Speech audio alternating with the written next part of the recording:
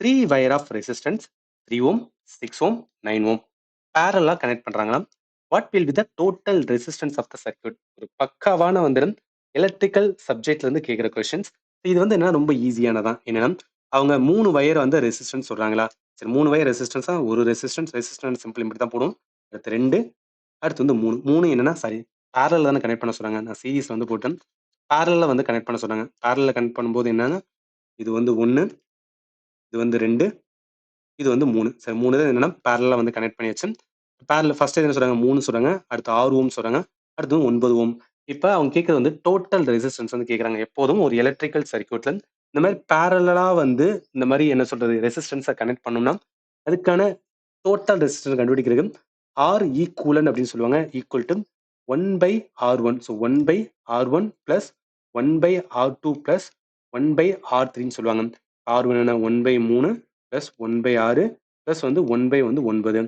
இப்ப கீழ வந்து நான் காமனா என்ன எடுத்துக்கலாம்னா 18 எடுத்துக்கிறேன். ஏன்னா 18 3மே வந்து 3ஆலையுமே வந்து மல்டிபிள் ஆகும். இப்ப 3 என்ன பண்ணா 18 வரும்? 6 3 18. அப்ப 6 போடுவேன். இங்க 6 இருக்கு. அப்ப 3 வரும். 9 9 9 9 18. அப்ப 2 வரும். என்ன ஆகும்?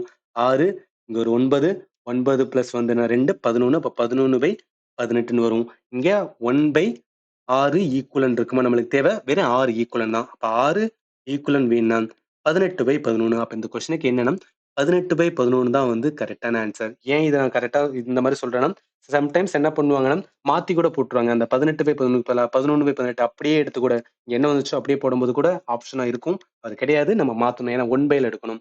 இதே இது அப்கமிங்ல வந்துன்னா இப்ப சீரிஸ்ல வந்து கனெக்ட் பண்ற மாதிரி கொடுத்தாங்கன்னு வச்சுக்கோங்க. சீரிஸ்ல 3 ரெசிஸ்டன்ஸ் வந்து கனெக்ட் பண்றோம்னு சொன்னாங்கன்னா டைரக்டா ஆர் ஈக்குவலன் வந்து எடுக்கலாம். ஆர் ஈக்குவலன் இங்க R1 R2 R3 அப்படின்னு இருக்குன்னா என்ன பண்ணலாம் அப்படின்னா இந்த 3ஐயும் டைரக்டா ஆட் பண்ணிக்கலாம். R1 பிளஸ் R2 பிளஸ் வந்து R3 டைரக்டா போட்டு ஆட் பண்ணோம்னா அது வந்து சீரிஸ். பேரல்னா இந்த மாதிரி பண்ணணும். சீரிஸ்னா டைரக்டா ஆட் பண்ணணும். இது மட்டும் ஞாபகத்துல வச்சுக்கலாம். இது அடிக்கடி வந்து எலக்ட்ரிசிட்டில வந்து கேட்கிற கொஸ்டின்ஸ், அதுக்காக தான் சொல்றேன்.